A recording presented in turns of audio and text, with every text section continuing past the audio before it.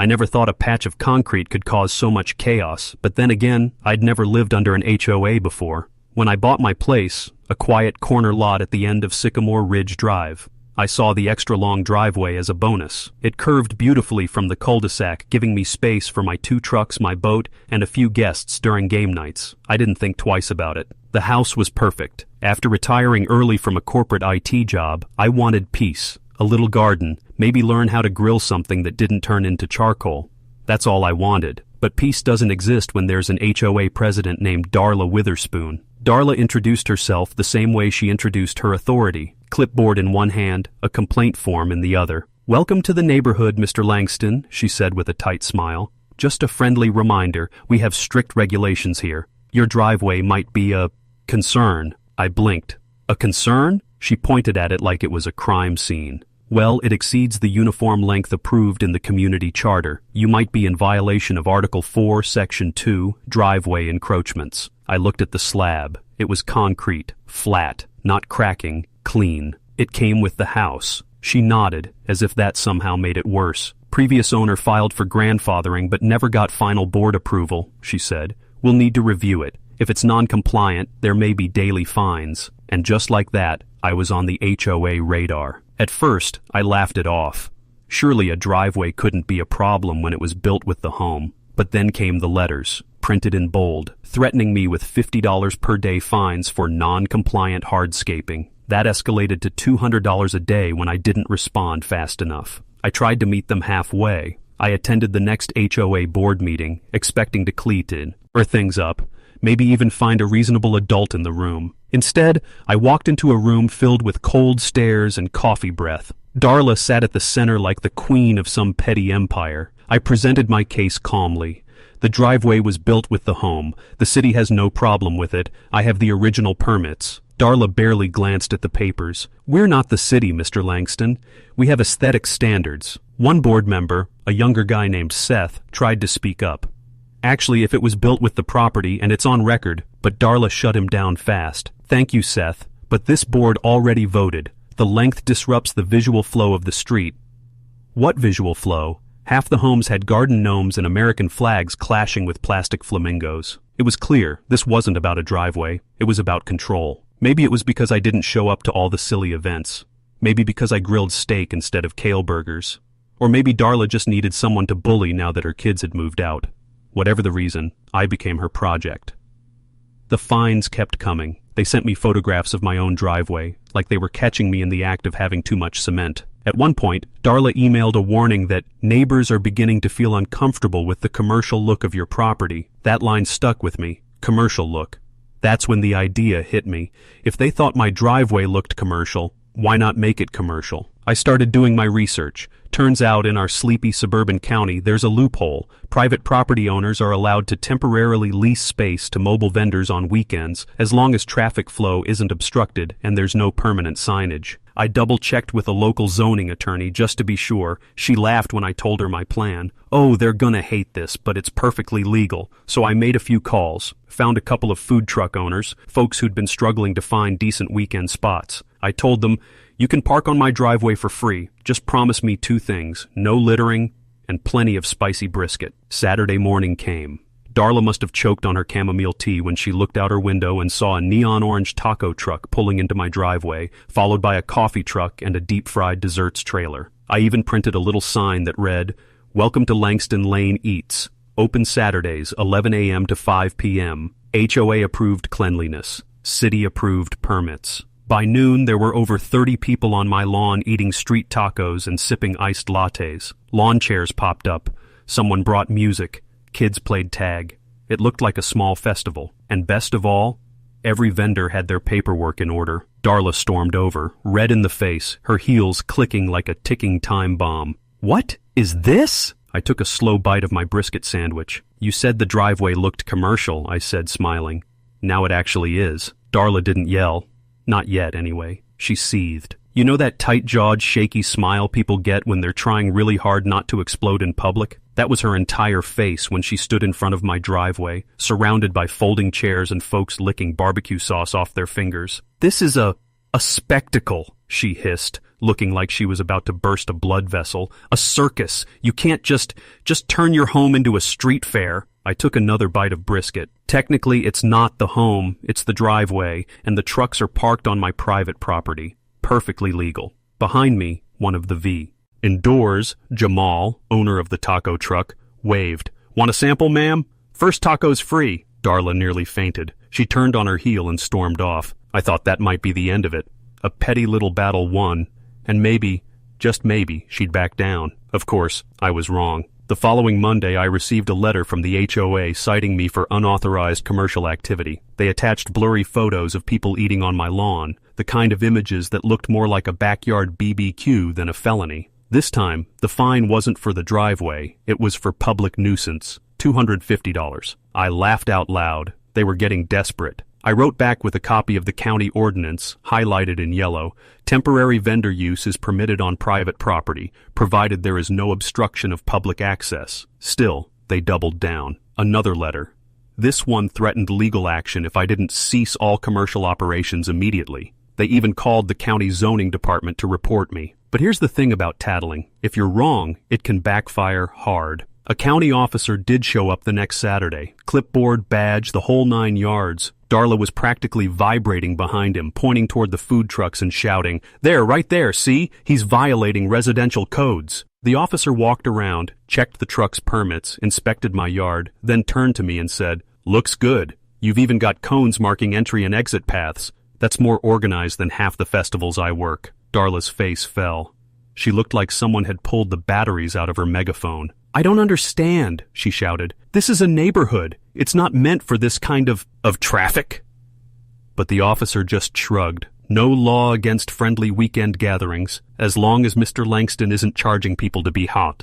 Or violating noise ordinances, it's not a problem. He tipped his hat at me, grabbed a brisket slider from the nearest vendor, and left. After that, it got ugly. The board started showing up during food truck Saturdays, standing at the edge of my property with clipboards, whispering like mall cops in training. Darla sent out a passive-aggressive community safety bulletin warning of unauthorized food sources and unsanitary conditions. In response, I invited a local health inspector, on my dime, just to rub it in. Guess what? All 3 trucks passed, with flying colors. I framed the inspection report and hung it by my front door. That week, I got 5 handwritten notes from neighbors. Some said they admired my persistence. One said, "The coffee's better here than at Starbucks, don't stop." Another one offered to let me extend the event onto his driveway if it got too crowded. That's when I realized I wasn't just winning, I was building community. People loved the Saturday pop-up. Families came out, older couples brought lawn chairs, even teens who normally vanished into their phones came by to grab loaded fries and talk to the vendors. But Darla, she doubled down. A week later, she filed a formal complaint with the HOA board, demanding an emergency vote to ban all weekend driveway gatherings exceeding 4 non-residents. I attended the meeting.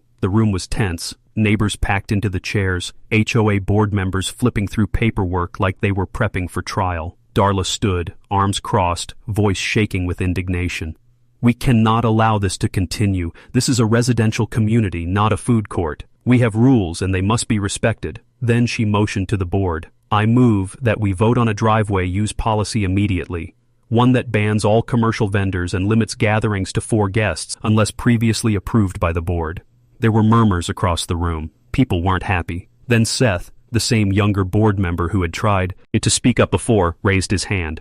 "Before we vote," he said calmly, "can I ask for a show of hands? Who here has actually attended one of Mr. Langston's food truck Saturdays?" Over half the room raised their hands. "And who had a good time?" Even more hands went up. Seth looked around. "Look, I get it. We're supposed to enforce the rules, but this guy isn't causing damage. He's bringing people together. Frankly, this is the most I've seen neighbors talk to each other in months." Darla looked like she'd swallowed a lemon. But Seth wasn't done. "I propose we postpone this vote. Let's give it 2 more weekends, then let the community decide." And that's exactly what they did. 2 more Saturdays of smoked meats, lemonade, and laughter. 2 more weekends of Darla sulking behind her curtains. And then, the real twist hit me. It wasn't enough to just win. I wanted to lock this thing in, make it untouchable. So I started drafting something that would take the HOA by surprise. After the second trial weekend, the vibe in the neighborhood had completely shifted. People waved when I walked by. Kids asked when the dessert truck would be back. Even a few of the board members who had sided with Darla now smiled awkwardly in my direction. The only person still fuming was Darla, and honestly, it made the brisket taste even better. But I knew something she didn't. I wasn't just throwing a backyard party, I was setting a trap. One that would use her own obsession with rules and regulations against her. See, while Darla was busy counting guest chairs and trying to ban lemonade stands, I was digging through old HOA documents, minutes, amendments, zoning references, and anything else I could get my hands on. And that's when I found it. Tucked into the community development guidelines was a small clause, probably overlooked by most residents, that allowed FIT, or something called a special use exception. Originally written to let homeowners temporarily host art shows or charity events in their yards, it stated, any homeowner may file for a special use exception for recurring non-permanent community activities, provided the activity has a demonstrated positive benefit to the neighborhood and does not generate excessive noise or safety concerns. The best part?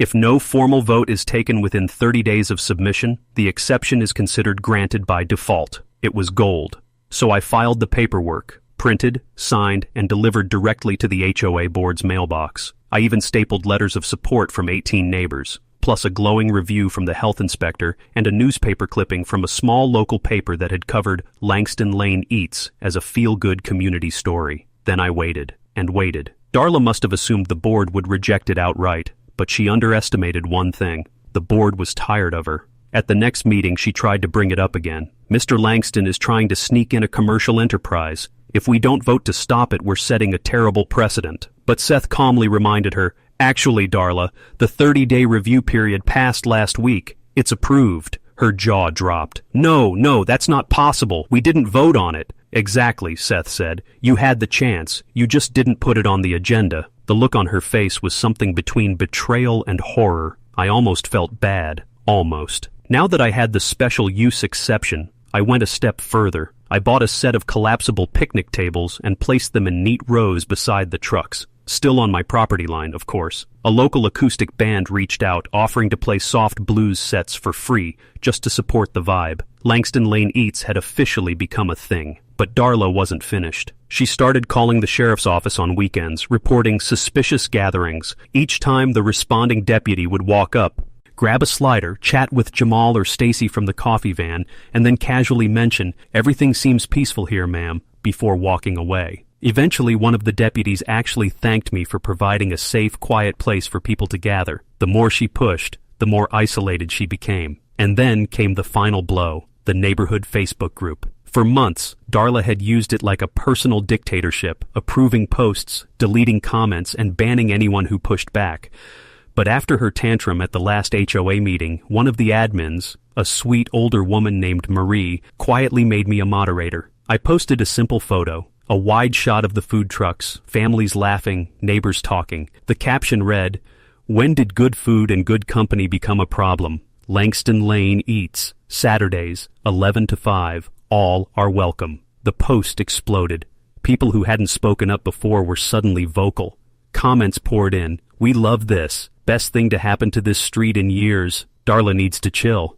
Darla tried to respond, something long and rambling about preserving the aesthetic integrity of the neighborhood, but it was too late. The tide had turned. 2 days later, someone posted a poll. Should we vote for new HOA leadership this fall? Over 70% voted yes in the first 48 hours. That's when I realized I hadn't just defended my driveway. I had flipped the narrative. What started as petty fines had become a full-on community shift. People were waking up to the fact that Darla's version of order was really just control, and they didn't want it anymore. But I wasn't done yet, because I had one final move, something quiet, subtle, but permanent. I just needed the right moment to play it. By this point, Darla had gone from HOA queen to neighborhood ghost. She still lived 3 houses down. I'd see her curtains twitch now and then, but she rarely came outside. No more daily patrols, no more clipboard strolls, just silence and the occasional anonymous complaint, which the board had stopped taking seriously. But I knew better than to declare victory too early. People like Darla don't go quietly. They wait for you to let your guard down, to get comfortable.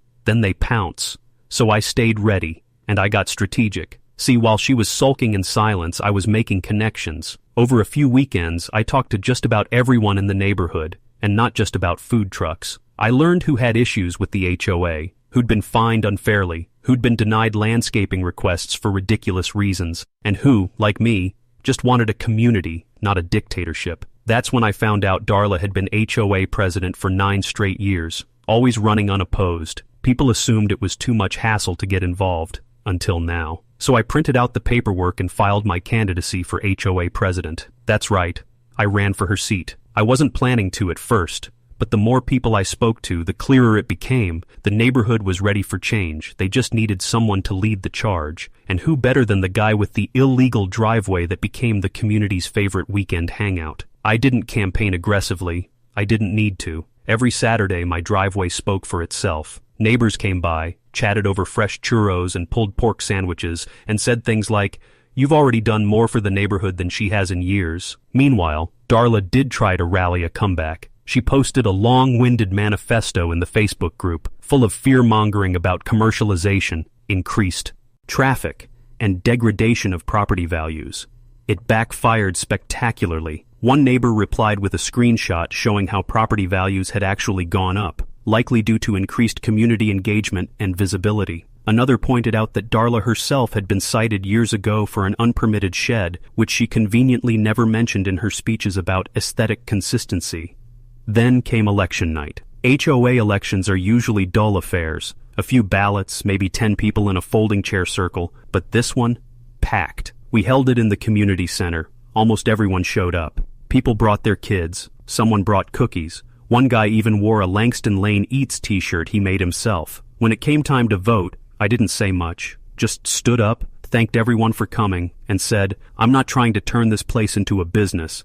I just want a neighborhood that works for all of us, one where we help each other instead of fining each other. That's it." Then I sat down. Darla stood too. Her speech was longer, strained. She tried to sound confident, but her voice cracked. This community needs structure, order, rules. Without that, we have chaos. You could practically feel the room tighten. Then came the votes. They counted them by hand, right there at the front of the room. And when they finished, Seth, now the acting chair, stood up and said, "By a vote of 47-11, Marcus Langston is your new HOA president." The room erupted. Applause. Cheers. Someone popped a can of soda and sprayed it like we'd won a championship. Darla? She walked out without a word. Her reign was over. But I wasn't interested in revenge for the sake of revenge. What I wanted was reform, and now I finally had the power to make it happen. Within 2 months, we rewrote some of the worst policies. We removed fines for minor cosmetic violations like mailbox color or plant height. We approved a new community events policy, encouraging driveway activities, block parties, and yes, food trucks. And we added term limits for board members so no one could sit on a throne for 9 years, ever again. But the final move, the quiet, poetic one? I renamed my Saturday event. It was no longer Langston Lane Eats. I changed the banners, had the vendors update their signs. Now every Saturday, families from all over town roll up to the curb and see the new name, Too Long Driveway Market, a little nod to the complaint that started it all. I had a local artist paint a wooden sign that sits right by the entrance. Below the name, in elegant lettering, it reads, "What they called a problem, we turned into a gathering." Every time I see it, I smile, because I didn't just win. I built something better. Some Saturdays I stand at the edge of my driveway, coffee in hand, music drifting through the air, and I just watch. Watch as families set up picnic blankets. Watch as kids run barefoot across the grass with melting ice cream cones. Watch the taco truck guy, Jamal, hand out free chips to anyone who compliments his new hat. I'm not watching because I'm proud of the revenge. I'm watching because I almost gave up. There was a point, maybe around the second or third fine, where I seriously considered just caving, cutting back the driveway, hiring a contractor, losing thousands of dollars, all to keep the peace with a woman whose peace depended on everyone else's silence. But something about it just felt wrong, because it was never really about concrete. It was about control, about someone deciding that their version of a neighborhood was the only acceptable version. That's what made me fight. Not anger, not ego, just a quiet belief that neighborhoods should feel like communities, not courtrooms. Now we've got a farmer's market stall on the first Saturday of each month. The local high school jazz trio performs on folding chairs whenever their schedule allows. A few kids even set up a lemonade stand last week, with laminated menus, digital payment options, and little branded napkins. I nearly cried when I saw it. They were doing exactly what I had done, taking something small and turning it into something joyful. But here's the part that gets me the most. A few weeks ago, a man in his late 60s came by. He didn't live in the neighborhood, said he'd heard about the too long driveway market from his granddaughter. He ordered a pulled pork sandwich, sat down on the curb, and just watched. When I came over to say hi, he said, "This reminds me of where I grew up, back when people actually knew their neighbors." He paused for a second, then added, "We need more driveways like this." I nodded. We all do. The HOA still exists, of course, but it's changed. People attend the meetings now, not because they have to, but because they're invested. The boards become more balanced, less hostile. We still have rules, just not the kind that weaponize flower colors or fence height. Darla moved out 3 months after the election. Word is she bought a condo in a gated community with strict enforcement policies. No driveways, just numbered parking spaces and beige walls. Fitting, really. As for me, I finally got around to learning how to grill without turning meat into charcoal. Jamal taught me, said it was my reward for ending the reign of the HOA queen. We laugh about it now, the whole thing, but deep down I know what it meant. It wasn't just revenge. It was reclaiming space, making something joyful out of something petty. And it all started with a driveway someone said was too long. Funny thing is, it still is. Still curves a bit too wide. Still technically non-conforming. But now it brings people together every single week. Sometimes the things they try to shrink, they are the airy things that bring a community to life.